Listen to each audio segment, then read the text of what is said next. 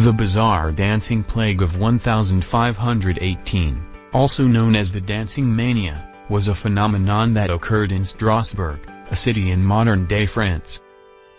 The outbreak began in July 1518, when a woman named Frau Troffa began dancing uncontrollably in the streets. Within a week, dozens of other people had joined her, and soon the number of dancers had grown to hundreds. The dancing was said to be wild and frenzied, with participants moving their bodies in bizarre and grotesque ways. They would often collapse from exhaustion or injury, only to get up and dance again as soon as they recovered.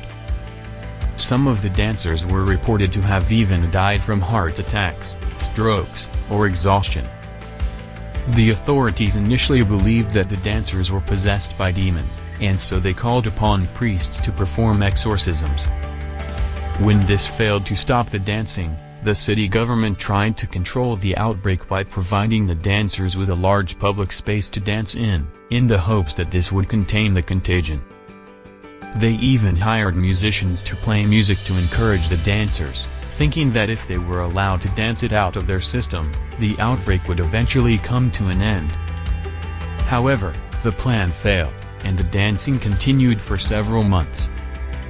The authorities eventually became so concerned about the impact of the outbreak on the city's economy and social order that they began forcibly removing dancers from the streets and confining them to their homes.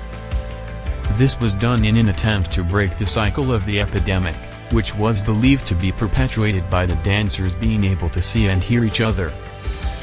Despite these efforts, the dancing plague eventually came to an end, although it is unclear why. Some historians have suggested that the outbreak may have been caused by mass hysteria, which is a psychological phenomenon where a group of people experience a shared delusion or emotional response. Others have suggested that the dancing may have been caused by ergot poisoning, which is a condition caused by consuming bread made from contaminated rye flour that can cause hallucinations and muscle spasms.